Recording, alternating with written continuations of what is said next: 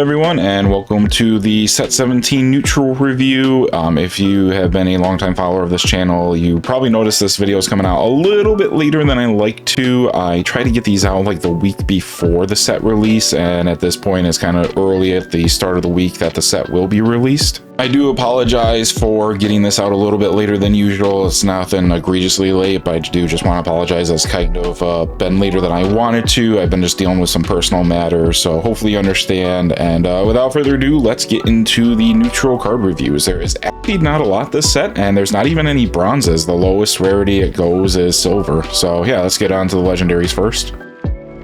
First up is Maisha, Purgation's Vessel. She is a 2-cost 2/2 that evolves for 1, and while there are at least 10 followers in your cemetery on her evolve form, she has Storm, and she also becomes a 3/3, obviously, like most of Evos do, and her on-evolve effect lets you draw a card, and then she has an ability that for 0 play points you can activate, and you get to select an enemy follower on the field, deal it 4 damage for every 5 followers in your cemetery, and you only activate this once per turn. This card's a little interesting, at least for Necrocharge and 2 costs. Obviously with 2 costs, it's a 2-cost card, and early game you get to draw a card, which 2 costs always seems to be struggling to try to keep a hand, as long as they're not running Alter Plane Arbiter, which I think some decks you could try to build, or deck variations of 2 costs you can try to build without Alter Plane Arbiter at this point, so the draw is nice to kind of keep the hand full. And later on in the game there should be enough cards in the cemetery, and specifically followers usually, that you should be able to deal easily 4 to 8, maybe even 12 later on in the game of damage to an enemy follower. So there is a little bit of variation here, but the fact that 2 costs really doesn't get anything solid even in set 18 when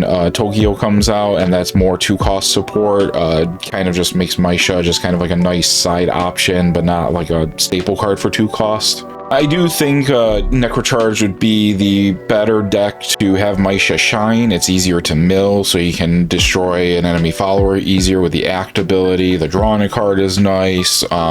It's a decent 2-cost 2/2, evolves for 1 into a 3/3. Like, it's just kind of standard stat line, so it kind of could be used as like helpful removal. It should be pretty easy to get 10 followers in the cemetery to give her Storm later on in the game. Like I said, most of Necrocharge is followers, so it kind of synergizes well. But at this point too, with Necrocharge, there are just so many good cards for Necrocharge / Departed, whatever you want to call it these days, that it is just really hard to you really have to justify base in the deck for what cards you're throwing in, and there's just so much competition with so many good cards that it is really hard to justify putting Maisha in. But overall, as just like a finisher, I like her, I like what she does, but there's just, like I said, so much competition that I don't think there is space for her anywhere. Maybe as like a budget option, if you need something filled, like Evo space filled or something, you could throw Maisha in. But if you kind of, the world is your oyster and you can throw whatever you want in the decks, you're probably not going to run her in Necrocharge.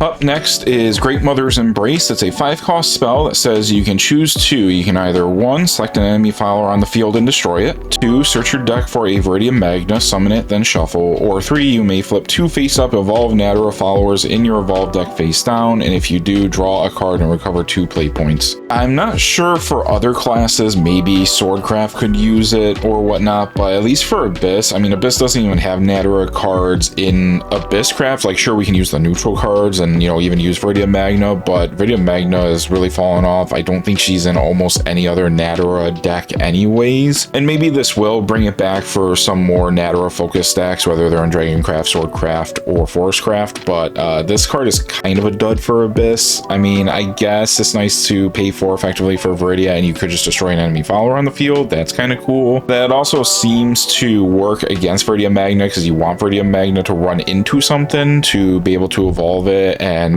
get the 4/4 ward stats.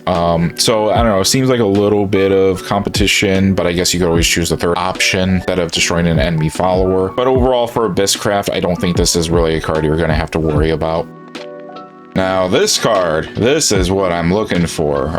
Next is Hoverboard Mercenary. It is a 2-cost 1/1 follower that evolves for 1, and on summon you get to summon an assembly droid token and put a repair mode token in your EX area, which is kind of like whatever for Machina Abyss. And on evolve it turns into a 2/2, and you also get another assembly droid token and a repair mode token. So it's essentially, if you just play it for 2 play points, you get, you know, essentially Hoverboard Mercenary is an assembly droid just without the additional effect of, you know, sacking 3 Machinas to deal 5 damage. And then if you evolve it, you get a 3rd copy, which then if you need to, and you don't need the space and you still just need to kill like a bigger follower, you could essentially just sack all 3 of the Machina cards to assembly droids 1 Hoverboard Mercenary to deal 5 damage to an enemy follower. So kind of like I mentioned in the notes, it kind of follows the same general rule of like 3 play points for 5 damage. So overall, this card does seem to be played. I've seen it pretty decently in a lot of decks. I think early on when the decks were being made, it wasn't being run, but over time it looked like throughout the weeks people kind of eventually warmed over to this card and started adding it as like a staple card to the deck. So definitely a card you want to get if you want to make Machina Abyss.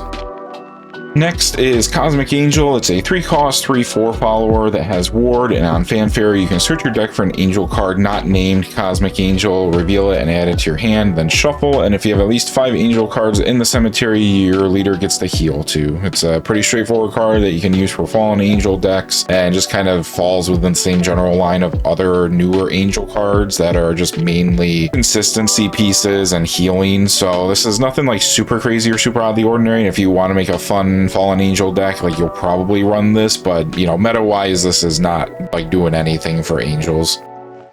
Next up is Guild Assembly. It's a 2-cost quick spell that says when playing this, flip a face down evolve follower in your evolve deck face up as an additional cost, and then you select an enemy follower on the field and deal it 3 damage. This is like a bafflingly bad card. It's literally worse than Surefire Bullet with an additional cost of having to lose an evolve in your evolve deck. And it has to be a follower that you flip up, so that's even more specific. It's not even just like flip any, you know, card in the evolve deck face up, and it only does 3 damage instead of, you know, Surefire Bullet that can do 3 and potentially 4 if it's an evolve follower. Like, I don't know why you would run this, and it's like, yeah, it's Machina, but oh my god, this is atrocious. Like, I'd literally rather run Surefire Bullet than this in like Machina Abyss, even if it is a Machina trait card. So needless to say, I don't fully understand what the point of this card is. If anyone else has any idea, by all means let me know, but this just seems like a awful card that you should just avoid at all costs. Alright, up next is Natera's Future. It's a 1-cost spell that says look at the top card of your deck. If it's a Natter card, you may reveal it and add it to your hand, and then you put a Nateran Great Tree token into your EX area. I suppose this is a little bit of a nice consistency piece for Natera decks, but I think there's a better 1-cost spell. I think it's like a Wasteland card that's like check top 3 and grab a Natter card and add it to your hand. So this isn't like the greatest thing in the world. I feel like there's enough Nateran Great Tree generation outside of this card that like this is now like a make or break, you know, bit of Nateran Great Tree generation. So I kind of get just, you know, mediocre impressions from this card for any class, but who knows, maybe it's good for a certain class. I'm not saying that, you know, I know everything for Natera decks through and through. But as far as Abysscraft goes, it's a pretty mediocre spell. I mean, best case, basically, you would probably not get a Natera card, on average, I should say. Probably not best case. Best case is you hit like a neutral Natera card. But yeah, as far as the average case, you're probably going to have, you know, you're going to fail the top deck check, and then you'll just get a Nateran Great Tree token in your EX area that you still have to pay a play point to play. So you're paying 2 play points to play 1 spell, and then you still, if I remember correctly, you still have to pay 1 to crack it. So yeah, it just seems like super not worth for Abysscraft. And second to last is Unnamed Determination. It's a 1-cost spell that says search your deck for a follower with Maisha in its name, put it into your EX area, then shuffle, and if there's at least 5 followers in your cemetery, it costs 1 less to play this turn. This is obviously meant to be either for the new Maisha or the old Maisha Purgation's Blade, if I remember the name of it correctly. Oh god, it's been so long since I've had to think of the old Maisha. But either way, this deck, or this card, seems to work really well for either one, whichever one you are playing planning on playing. It does kind of hurt that this is not a follower, at least to help towards the follower count in the cemetery in some way, shape, or form. But you know, I mean, you gotta, it's more of a consistency piece. I think that's just what it's meant for. It's not trying to give you more than just what it's doing. So overall, if you are playing Misha in a deck, I would say you definitely want to play this at the very least. Last up is Iolan's Remains, and I apologize if I don't say that correctly. I have not played the original game to hear somebody actually say the name of this, but it's a 2-cost amulet that says on Fanfare you can discard a Machina card to draw 2 cards, and if there's at least 3 Machina cards in your EX area, you recover 1 play point. The act ability says you can engage it and bury it to choose 1, and you can do either select a Machina follower on your field and give it 1 defense, or give your leader 1 defense. Whichever one. This card is barely used at all. Actually, I don't even think there was a deck that was playing this. I kind of like the card personally, like just from the effects of the Fanfare, but I think this card is not run mainly because there are so many good Machina cards that it's just hard to justify finding space, especially for amulets, where amulets don't count towards the 5 Machina followers on board that almost every card says. So amulets are just kind of competing for the same space as followers, so it's probably just something that's like, unless the amulet is really, really good, you are just not even like, you're just ignoring the amulets. So it's unfortunate because I kind of like the card. I like what it kind of offers, but if you're building Machina, unless you're on like some kind of budget, you can probably just skip this card as well. And there we go. We've gone through all the neutral cards. Thanks for watching if you're still here, and I'm getting pretty close to 200 subs, so if you haven't subscribed and you enjoy the content, consider liking and subscribing the video, and otherwise, have a great day. Bye.